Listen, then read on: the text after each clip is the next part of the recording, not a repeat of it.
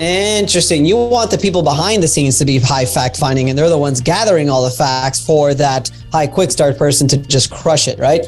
Yeah, exactly. I want a high fact finder for preparing for a deposition, for writing a brief, for drafting discovery. But I want a high quick start for being able to go do a cross examination, give an opening statement. Yeah. Got it. Cool. You see, I told you right from the beginning we were going to nerd out, right? My mentor, Rick, from that same firm where I used to send the referrals, he always said something that stuck with me, which is the problems never feel like problems when you're busy. But the second you're not busy, all the problems come to light and they're worse than they ever were before. So I must say, I just conducted an amazing interview, amazing podcast with Galen Hair. Galen Hair is the owner of Insurance Claim HQ. You go to insuranceclaimhq.com. He's an attorney, first party attorney that basically works a lot in the Louisiana area where Hurricane Laura hit and a couple other hurricanes as well. But we don't talk about claims. We don't talk about law firms. We don't talk about anything related to that stuff except business building. He's been able to scale his law firm from 0 or from 4 to 140.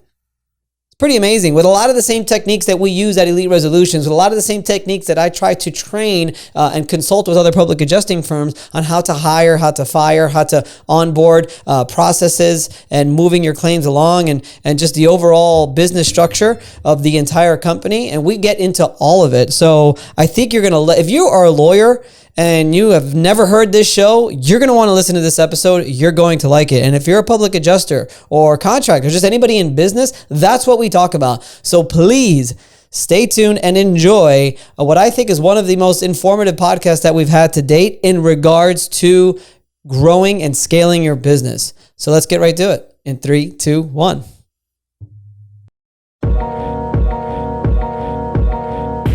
Welcome to the Claims Game Podcast with Vince Perri. Get all the tips you need from insurance claim advocates and professionals and grow your public adjusting career to the next level. And now the commercial claims advocate, Vince Perri. Okay. We are here and I'm very excited because today we're going to be talking about a subject that I personally know about and love. And it's like my favorite thing to nerd over. It's my favorite thing to read about. It's my favorite thing to pay for when it comes to courses and when it comes to masterminds and different groups and different people. It's about business we're going to be talking about. And I have the special privilege of having attorney Galen Hair with us of the Insurance Claim it's insuranceclaimhq.com, but please, Galen, if you could tell the people who you are and where you're from. Everybody needs an attorney on their side. So whether you're a public adjuster or contractor or anyone else in the insurance claims business, make sure that you have an attorney that you could rely on, that you can go to for questions whenever you need it. That guy for me for the last 12 years has been David Farber. David Farber is the owner of the Farber Law Firm, and he has been there for me from the beginning of my career until now. And I would love for him to be able to help you as well. So make sure you call him at this number here and visit his website so you can learn more about the amazing David Farber of the Farber Law Firm.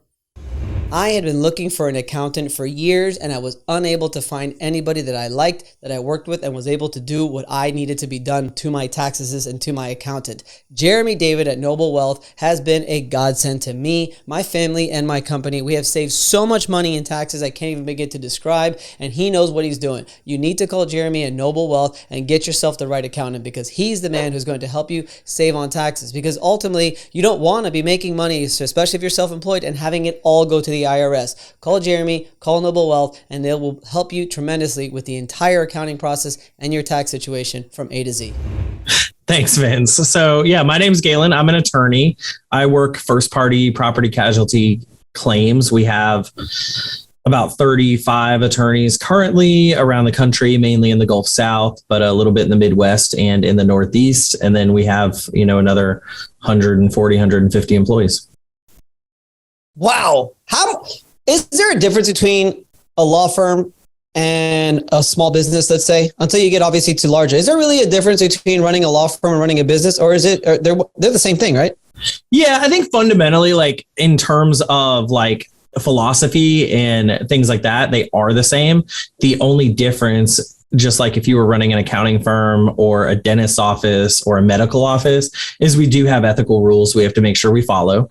So our business model, like if you were producing fidget spinners or you were, or you were making pizza, right? Your business model is kind of dictated by what you offer. And because of what we offer, we have ethical rules we need to follow as well. But other than that, it is the same thing. Which is why I've always felt like it's probably difficult for a lot of attorneys to scale, because what they're good at is what they're good at. And as you know, scaling a business and practicing law are two completely different things. Have you found that too? Because I have found that you could see that there's only a select few of law firms that have really been able to master the process of scaling their business. And everyone else is like one-man shop, four-man shop. It's like smaller. You know what I'm saying? Yeah, 100%. So I think that's where law firms have trouble, is exactly that. So you can be a really good lawyer, and then you're probably not going to have a big firm because you're not a good business person. You can be a really good business person and you can grow really fast, but you might frankly do really crap work and put out really bad product because you're not a good lawyer. So the challenge is like, you want to be both. And there's a lot of different ways to do that. You can be a good lawyer and a good businessman. But I had to do that. I had to learn how to run a business, right? I had learned how to be a good lawyer, but I had to learn that. And then you could also like combine them. So I know some firms that have done really well where they essentially have a business partner who's a really good business person, and then a really good lawyer who's kind of overseeing the quality of services. And we've kind of done a little bit of that too, which is I go out and actively try to hire the best lawyers I can to put them in leadership and governance positions, so they will make sure that all the junior attorneys are producing the best product. So what does the structure of your company look like? And I'm going to call it a company. I'm not going to call it a law firm. What does the structure of your company look like? And before you get into it, I'll tell you ours, our public adjusting firm, we're growing to a point where it's myself, CEO. We have a COO. We're going to the plan is to get a CMO of like marketing in place, and, operations lead. We have desk adjuster leads. Everybody's got like a lead in their separate little department. That's sort of how it goes. Like anything else, we originally structured it off Traction, and it's kind of gone a couple different ways. EOS, I don't know if you know about that, but it's kind of gone a couple different ways, but there is a lot of structure. How do you guys have it structured? Yeah, so EOS is a fantastic system. There's no question. And I think I like the way you've structured it. So ours is similar but different. I personally don't feel like we're big enough to have a C-suite yet, but we do have a D-suite, right? There's no fundamental difference, except in theory, you would have numerous directors working under numerous C-suite employees, and we only have one level of D level. So I sit at top. I don't really call myself anything. Could be a president or a CEO. They all know who I am. They know I'm the owner of the firm. You're a visionary. Yeah, I just don't put anything in my signature. We're a corporation, so technically I'm a director and shareholder and president. But so when I have to sign things, I do all that. But in the firm, they just know who I am. And then underneath that, we have two, what I would call kind of co-equal governance positions. The first is our DOO. She is not a lawyer. And the second is our managing attorney, who is definitely a lawyer. So the managing attorney, so there's like different branches that come off of those. Sometimes they intersect, but usually not. So the managing attorney sits over the attorneys. She's responsible for making sure our trial team has the appropriate people they need and the quality of work is good and the attorneys are keeping up. And if we need more attorneys, she's the one that raises the red flag to the operations side. We need to get new attorneys. That's her domain, is the quality of legal services and the training that people that provide legal services receive, both lawyers and non-lawyers. That is her entire domain. Operations will not question her. They might ask her if it makes sense to pay for something, right? But they will not question her. She runs that entire ship. The DOO runs everything that is not directly related to legal services. So our director of marketing works under her. Our director of information technology works under her. Those are our director of HR works under her. So all the kind of other traditional director positions fall under our DOO. They report directly to her. She also is responsible for kind of larger things, like we're trying to buy a building. That is her pet project. Anytime we're trying to implement a new system or a new technology, obviously IT is dealing with that, but she might be the initiator of that project. She's the one that is looking at budgets, right? She's running through all of those things. So operations fall solely under her. And then I really, in a perfect world, but I promise you it does not work like this, should really just be meeting with them a few times a week, being the managing attorney and the DOO and making sure everything goes well. But I do like to be involved in cases. So I come in and help out when clients need it. And I do a lot of that. What does it look like then under the DOO? You said you've got the marketing, you've got finance, you've got what else? How many people does the DOO have under her? I guess she has, how many people, and we'll call it leadership for now, does she have under her, like her under that report to her? I think it's 6. Yeah, she has 6 people. Yeah, 6 direct reports. And then, but the remainder of the 140, 150 employees that are non-attorneys fall under one or more of those people. That's insane. 140 people all on salary? Yep, it's expensive. But yes. And I'm guessing they each have directors and stuff that they have to report to as well. Yeah, I mean, there are supervisors kind of below that, depending on where appropriate, right? So for instance, mass torts doesn't really have its own supervisor, which is a separate thing we work on as mass torts, because it's a small department. The attorney that's in charge of that can kind of serve as that supervisor. Obviously, if they need HR, they have HR. If they need anything, they have it, but it's kind of a self-contained unit. So we have supervisors where appropriate, like intake, for instance, we have an intake supervisor. There needs to be someone, and that person reports to marketing and marketing reports to the DOO, right? Is intake really marketing? Maybe not, but our marketing director has enough experience to be able to oversee intake. And it's really important to have that visibility. We want to be able to see if we make a move on marketing, we want that same person to see the direct results in terms of case acquisition, so they know what's working and what isn't. Human resources? Yep, that falls under the DOO directly. But I mean, with 140 employees or more, you got to have a pretty solid human resources department, I'm assuming. We have a person and an assistant, and she is amazing. And her assistant is pretty good from what I understand. But she was a huge hire for us, big acquisition, came from a large hotel chain. Gotcha. She's in charge of making sure that we're putting the right person in the right seat and we got the right person to be doing whatever it needs to be doing. Yeah, and she's next level when it comes to that. So obviously she focuses on more than that. Benefits. If there's a complaint, she deals with that. But her biggest focus is getting the right people for the right seats at the right time for the right reasons. So for instance, we do a lot of personality testing, and we have kind of a complicated regimen to get hired here. And that is all her baby. So may not be as complicated as yours, but every single person that comes onto the firm has to fill out an application, and a very detailed application, which I read. And I read for a couple of things. I want to just see if they actually spent the time to actually fill it out. Like we have our core values, and we want to know what you think of each one of our core values. And we have several other questions, and I want a nice significant answer, not just a 1 or 2 word answer. Then they have to submit a resume, and they have to fill out 2 assessments. One is a culture index and the other is a CCAT. All that before I even sit down, and I'm the one I still do all the interviews, but we have to do that before they do the interviews. What's your process like? Yeah, similar but different. So usually, and sometimes we will loosen up one prong or another if there's an emergent hire. But that's rare. So we post all the job boards, post those positions. In a perfect world, but we do have to move this up or down. Like it has to titrate depending on the market.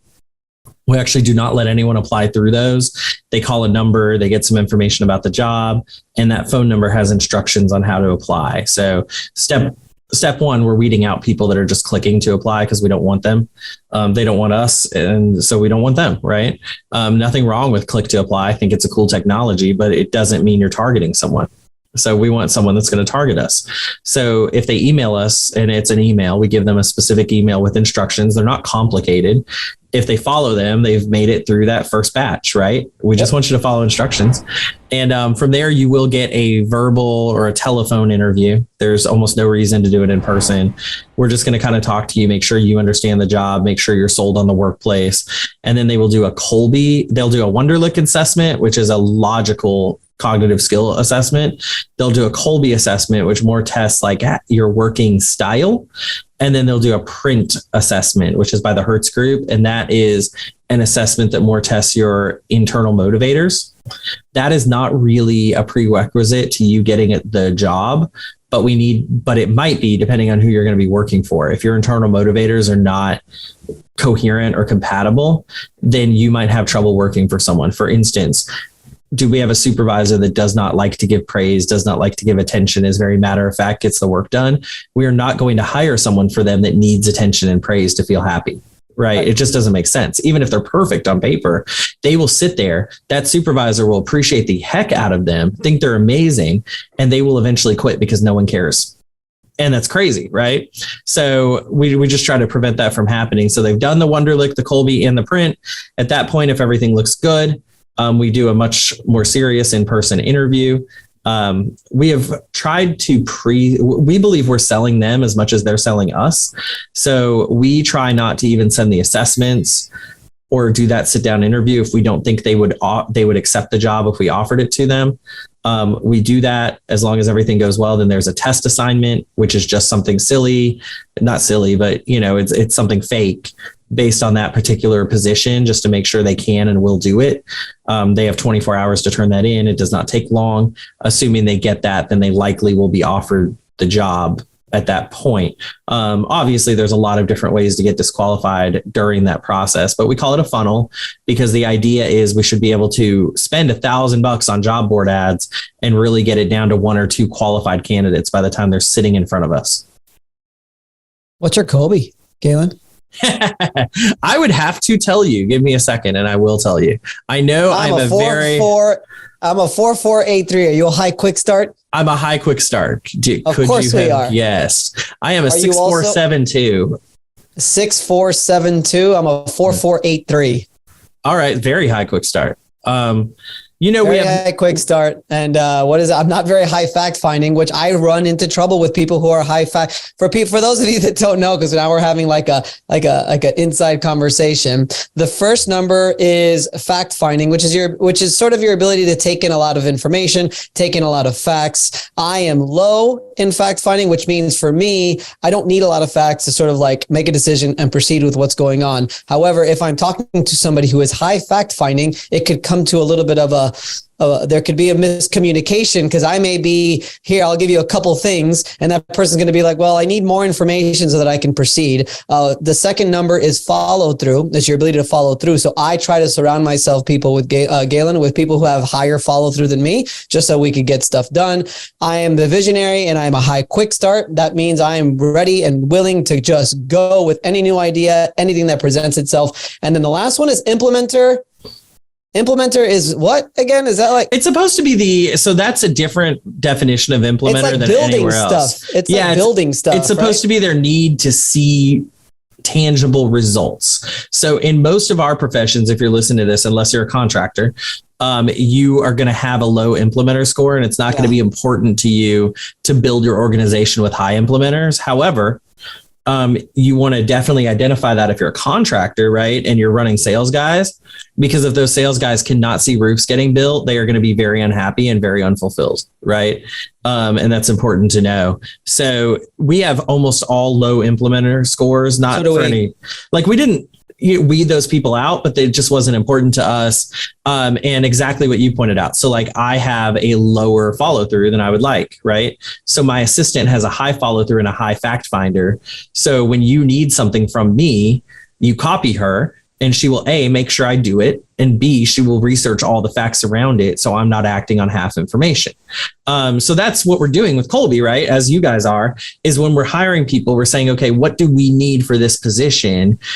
if we're hiring a case manager, we're not going to hire someone with a low fact finder, a low follow through, because like they're never going to collect the right information from the client and they're going to forget to follow up on instructions they're given by the attorney. So we're looking for high fact finder, high follow through, do not care about quick start as it relates to a case manager, because I want them to be very detailed and careful.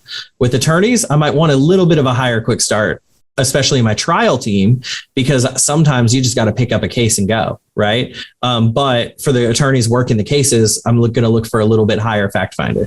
Additional living expenses is one of the most difficult parts of an insurance claim. And the reason is it's very high pressure. And as a public adjuster or contractor, you're already dealing with the negotiating of the build back process. You don't want to have to deal with ALE as well. Black Diamond Housing Services does all of that. They don't even charge the client. They bill it directly to the insurance company. It's all covered under the ALE coverage. So you need to call Black Diamond if you have a house that has been severely lost, whether it's like severe mold, severe water, fire, or anything like that, where they need a place to stay. Call Black Diamond Housing Services and they'll be able to take care of your client from beginning to end.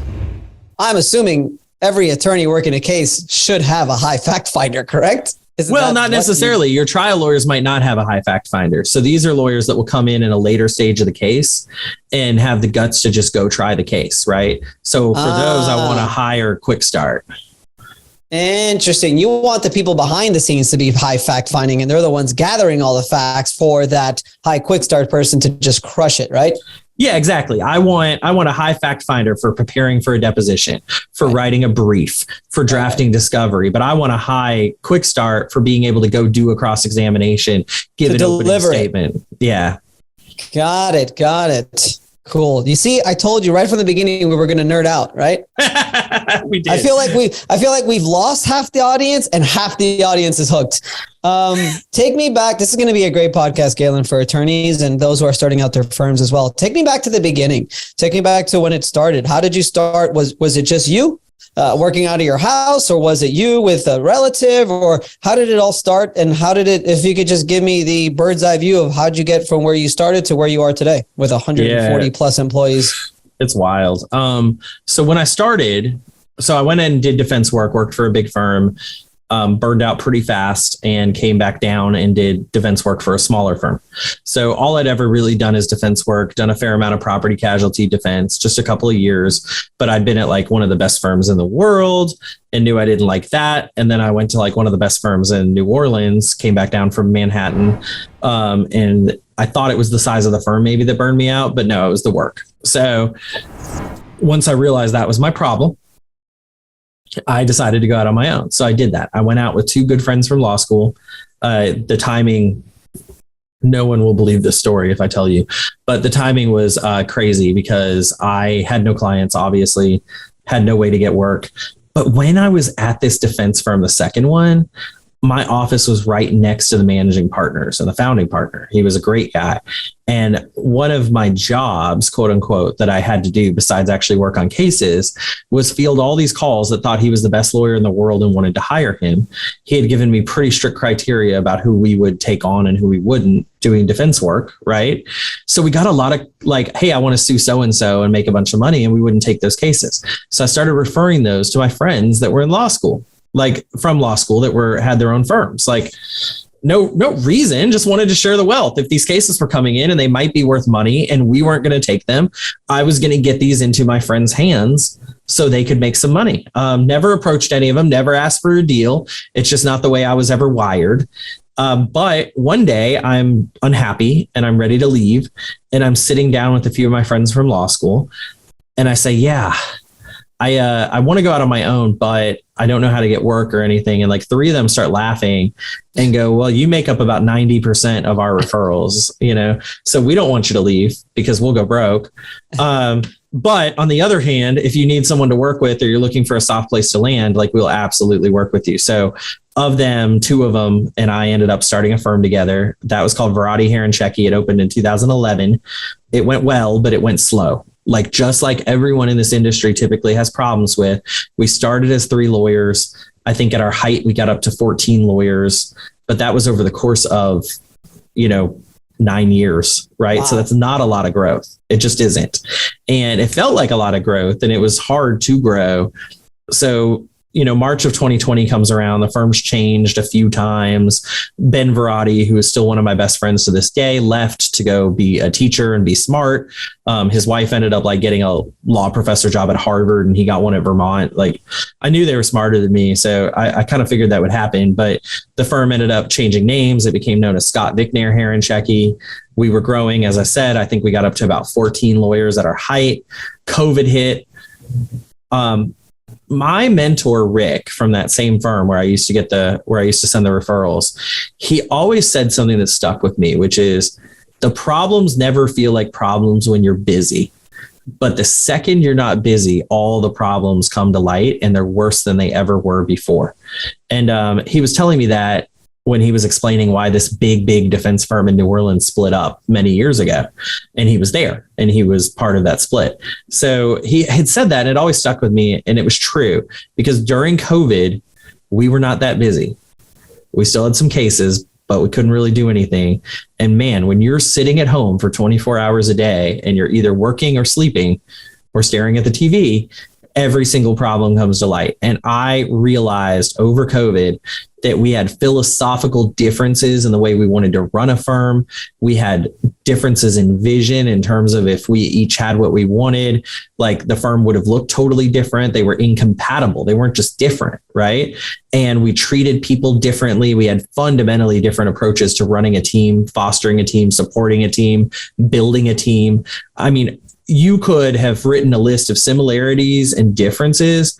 And I mean, I would have needed pages and pages and pages for the incompatible differences. Like, I'm not talking about, oh, well, I'm good at this and he's good at that, and that complements us. Like, those were not the issue. It was that we had huge philosophical differences. So that's kind of in the back of my head. I'd received multiple offers from other firms to kind of leave and come build out property casualty there. So I called one of those people, who was Alexander Shannara, told him I had no interest in joining his firm and building out property casualty for him. But I would work out a firm, like I would work a firm with him. So we started a firm together August 1st of 2020. And we left, I think it was 7 of us, 4 attorneys and 3 support staff. That was the first number on August 1st of 2020. And since then, with no debt, it has been insane. What's the difference? The difference is running. So I've been going to masterminds. I've been going to like business classes and things like that. I mean, my old partner, Lauren, who's fantastic. She even did like the Goldman Sachs, whatever that was, 10,000 small businesses. We'd always gotten. I've heard that's a good one. It was good. It's been a long time since I heard about that. Yeah, I don't know what they even do it anymore, but she learned all these things that we just promptly discarded because we were all smarter than her. And, they were good. Like, who knows where we'd be now if we just listened to her. But, I started to put in some of these things that I was learning, that you go to these workshops and you're like, sounds cool. I actually started to institute them. So, we put in a hiring funnel. We started hiring the right people. We really put our foot on the gas when it came to marketing. So we would get the cases in, and then we kind of adopted this flywheel concept, right? That I know people are talking about now, but we were talking about it in 2020, which is the whole concept of a flywheel. Like, you figure out the things you do well, you arrange them in a way that they lead to each other. And the idea is your company gets stronger and stronger every time you spin around that wheel. And we have just kind of let that wheel roll without getting in its way. All we do is continue to build out things that the wheel needs in order to keep turning. Explain that again. The flywheel? Yeah. So the idea of a flywheel, right, is it's just a gear turning. But the idea is every time you turn around, you should get a little more torque, a little more speed, a little more efficiency. So you arrange the things you do well in a way, and I'm like, obviously you visualize it as a wheel, but just functionally, like getting better clients should lead to getting better attorneys. Getting better attorneys should lead to getting better results. Getting better results should lead to better clients. Getting better clients should lead to better attorney, right? Like, so you kind of put this in a wheel and you figure out what you need to do to keep those things moving.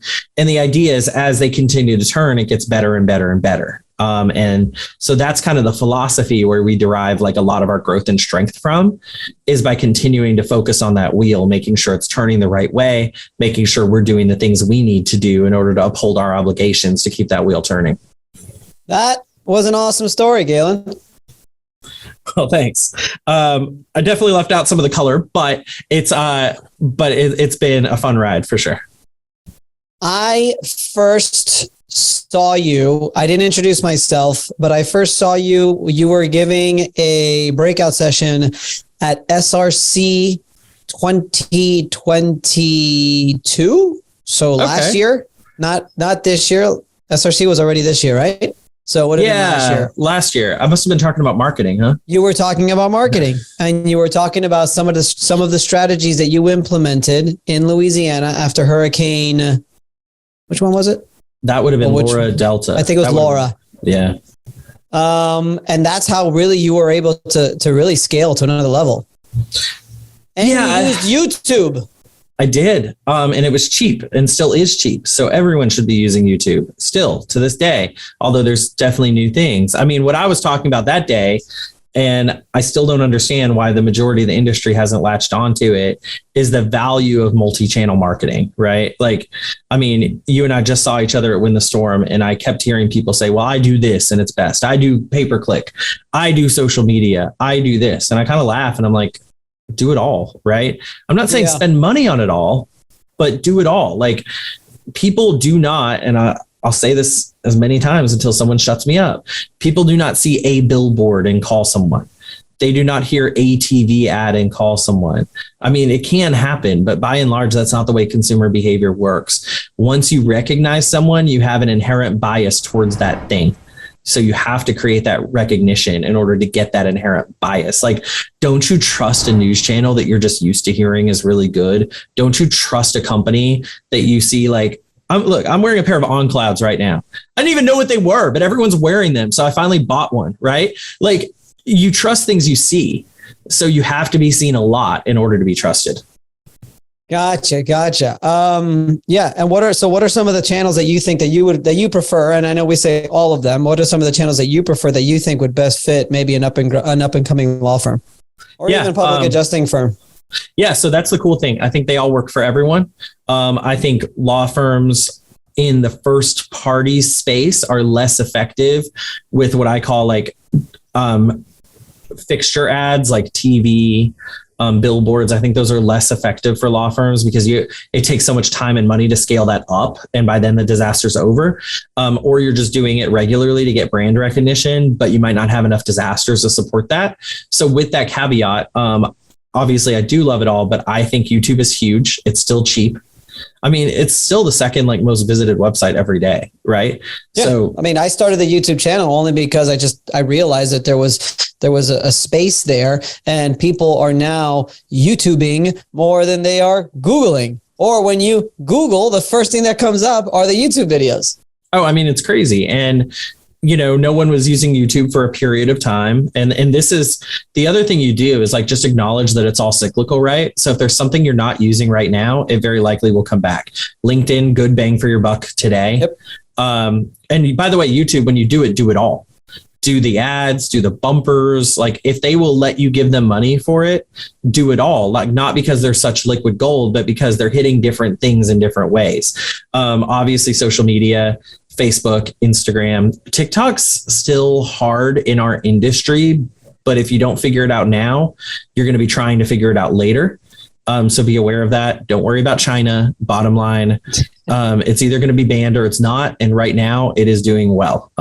It's got more growth per capita than Facebook has ever seen. So I would definitely be on TikTok. That does not even mean you have to have a TikTok account, right? You can run TikTok ads and not know how to make these silly dance videos. Like, run your ads. Get your people. Interesting. Yeah, I'm not doing TikTok videos. I don't even know how. I'm not cool enough, right? There's like some lawyers that do it. It's cute. It's funny. I think I'm at an odd age. Like, I think if I was older, it would be cute for this old man to be doing these weird dances. And if I was younger and more attractive, like, people would want to watch me doing these dances. I'm not doing that. But what I am doing is running TikTok ads when people are watching other videos that just so happen to fit the demographics that I'm looking for, right? So you can run those. Well, I would be on social media too.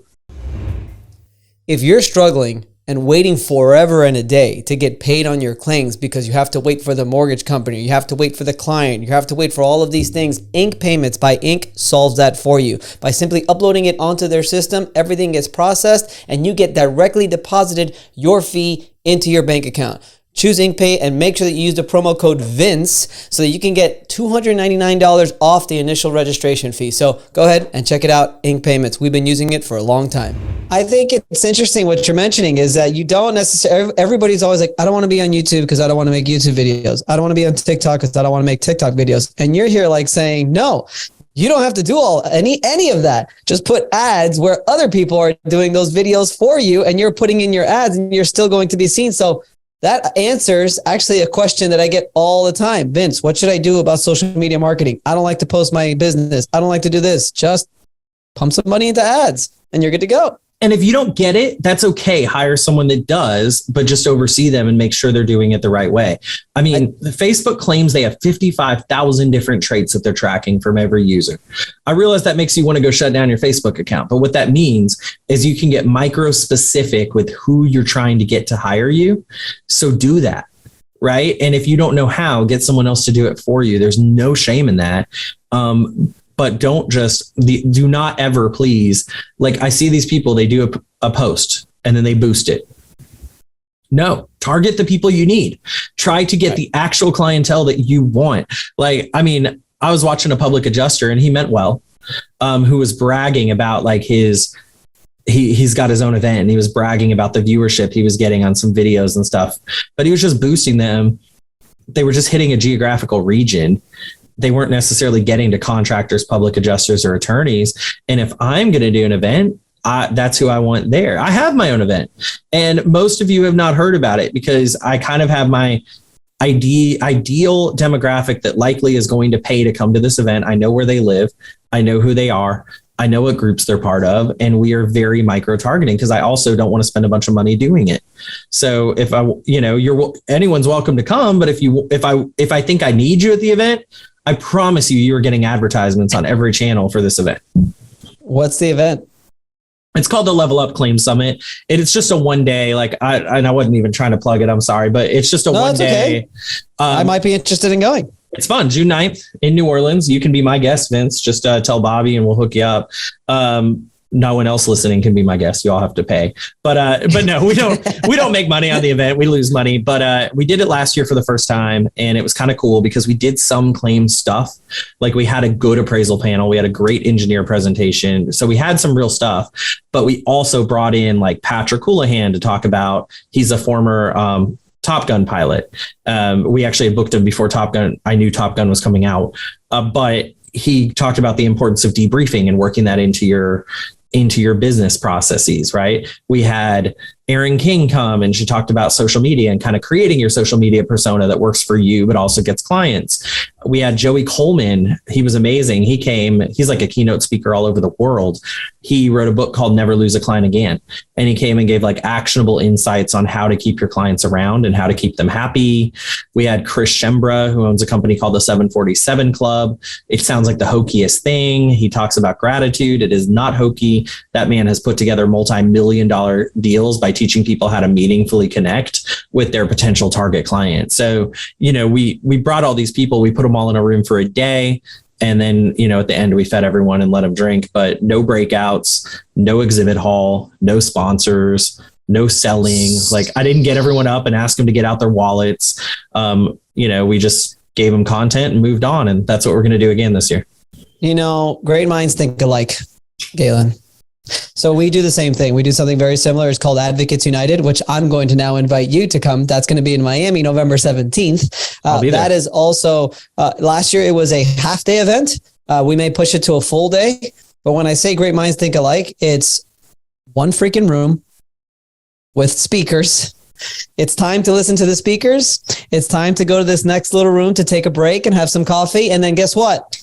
let's go back, sit down, listen to speakers, and then we'll have a little after party after the event. The point is that like, I think the biggest thing with, I mean, I'm sure you've seen Facebook just blowing up after the SVG and Win the Storm, and our conference is still a thing and this and that. You know, for me, it's just worked. We do them all over the country. So we've got a 3-hour event that we're doing in New York in June. We're doing a 3-hour event in LA in September. And then we're doing the full day event in Miami, but never more than that. Just, I mean, I think the attention span people have, like for long form podcasts and stuff like that, but to get up and to go to someplace, to go to an event that is just going to drag out for a couple of days, I think that is difficult, number one. And it goes back to the attention span thing. When there's too many things going on at once, you end up almost not seeing anything. It's a weird thing because if you're going to network and maybe you want to learn something, you're going to spend the entire time with the sponsors and stuff like that. And if you're going to learn something, then you're not sure, should I go to this breakout? Should I go to that speaker? Should I go to this? And it becomes kind of like, it just becomes kind of a mess, I've noticed, unless, you know, somebody can do it better. But I like what we sort of fell into, which seems like you do something similar, where it's just one day in, out, learn, get value, and like, that's it, you're done. I mean, I think that's what people want. Yeah, we were both at Win the Storm. It's fine. I've been there every year. You know, people were like, "Is this over? Is this the last year?" I don't know, no, but I will tell you that it's a different space, right? Like what they're offering is not what you're offering or I'm offering. Right. And I don't like. I have specifically priced mine not to make money, just because it's a good referral generator for me. I get an opportunity to really feed. Like I want these contractors and public adjusters to grow as big as possible, because even if you don't send me work now, you might eventually have to if you get too big, right? You know, so it doesn't really matter to me. I just want them to grow. And, you know, I feel like we did that. But, you know, my team came in before we launched our first one, like a month ahead of time, go, hey, we don't know if anyone's going to come. And I was like, okay. That's what we always do. I mean, they're like, I was like, okay. I like when the venues, like they'll ask me like, so how many people do you expect? And I'm like, I'm hoping for one. Well, let's call it 100. I mean, I'll tell you, I paid for what I paid for. So I don't know why you need to know. Like, yeah, I love when the caterer, they charge you for 500 people, right? And then they're like, so we need a final head count. And I'm like, 500. No. We need a final head count. I was like, do I get a refund if it's 200? They're like, no. I was like, then I'm having trouble understanding your question, other than like food waste, right? But I was like, no, you don't get to do that. So yeah, they come in and they're like, we don't think anyone's going to come. We think you might not have anyone. And I said, okay, well, are all the speakers confirmed? Yes. Is the caterer confirmed? Yes. Is the entertainment, or is the lighting guy, is the production guy, is all that stuff there? Yes. I said, cool. Okay. Have we sold any tickets? Yes. How many did we sell? 17. And you gave away 5. I said, okay, cool. So we know 23 people are coming if they all show up. I was like, fair point. We know 11 people are coming, you know? He said, yeah. And I said, well, I guess those 11 people are going to get a really great intensive with these speakers, you know? It's a great attitude, Galen. And, you know, over the next month, because everyone waits till the last minute, I started getting tagged in posts. Is anyone going to Galen's thing? And we had 500 people in the room. So, you know, we're going to do 1,000 this time. I think, you know, we had like 2 different levels of tickets based on like the seating, because it's in a theater this year instead of a concert venue.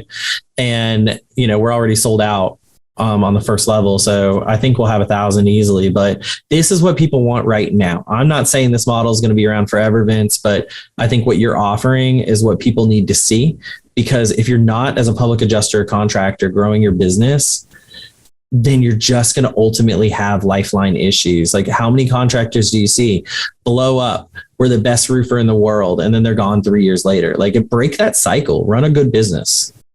Yeah, I'm with you there. And that's the reason why we're offering some things in commercial claims advocate and the education we provide for public adjusters to actually help them scale their business as well. Because I think with all the crap that, you know, law changes in Florida and Louisiana and just all over, I mean, I don't know, some people have been saying, as far as public adjusters, that the large firms are going to have more difficulty than the mom and pop shops. But I kind of think it's vice versa. I think the insurance company makes life so difficult that if you don't have just a set process in place, procedures in place, the right people in place to just pick them up, shut them down, pick them up, shut them down, then I think, in my opinion, I think it's going to be a little bit tougher for the smaller shops to do that. But that's a whole other conversation for another time. Before we go, you did mention, since we've been so focused on business, and by the way, Galen, this has been awesome. Thank you so much. Masterminds and business classes. You've talked about your journey. You've talked about your hiring process, how you scaled. What are some of the stuff that we can share, again, with other attorneys launching their own firms and with other public adjusting firms? What are some of the masterminds or business classes that you've taken that pop into your head that you would just totally recommend? Like, you got to take that course, you got to watch that video, you got to read that book, you got to do that thing. Yeah, I mean, there's more books that you could to read than ever that you could ever. Right now I've been reading Dan Martell, Buy Back Your Time. Definitely suggest that, but only if you've gotten to a point where your revenue's high, right, but you're trying to figure out how to be more efficient. If you're still building, don't waste your time with that book. It's kind of next level. I like all the motivational books and stuff, but as far as masterminds, so I'm part of one that's for lawyers. So if you're a law firm, you should consider joining CRISP. If you're not a law firm, they probably won't let you in. They've got a few different levels that kind of provide the content based on where you're at. So if you're a new firm, young firm, there's like a bottom kind of level that you can join. If you're already, I think if you've already crossed like 5 million in revenue, there's a group you can join called CRISPEX. There's a bunch of levels between that. I mean, I'm fortunate enough to go sit in rooms with people that generate 9 figures in revenue a year and get their business advice.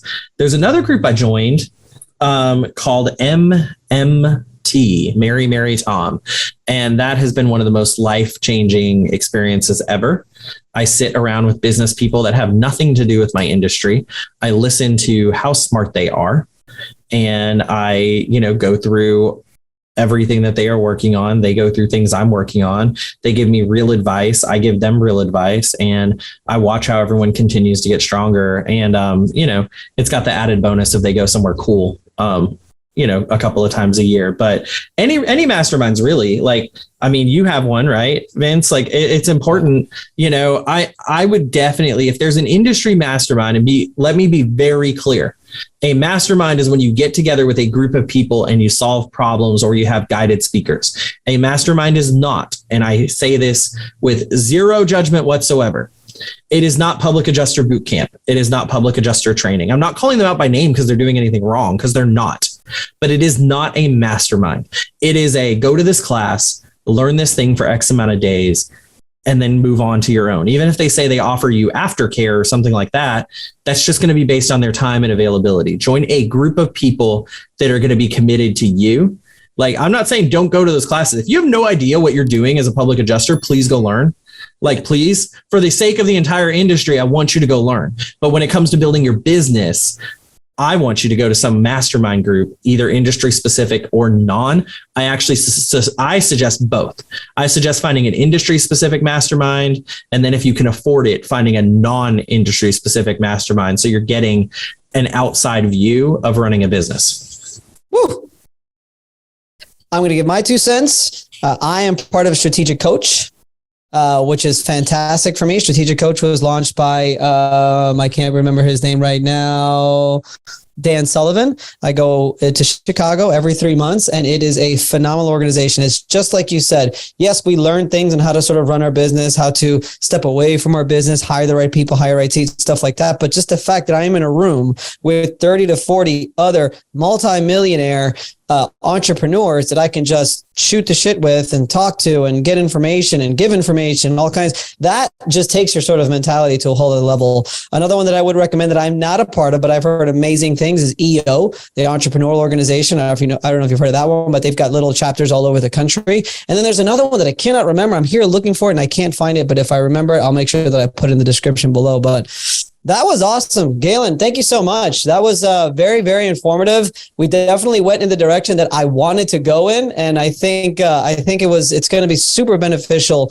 for anybody who's just in business and really wants to take their business side of things to the next level, because let's face it, they are 2 different things. Being a public adjuster, being a lawyer, completely different than being an entrepreneur and running a business. I actually heard another good thing the other day.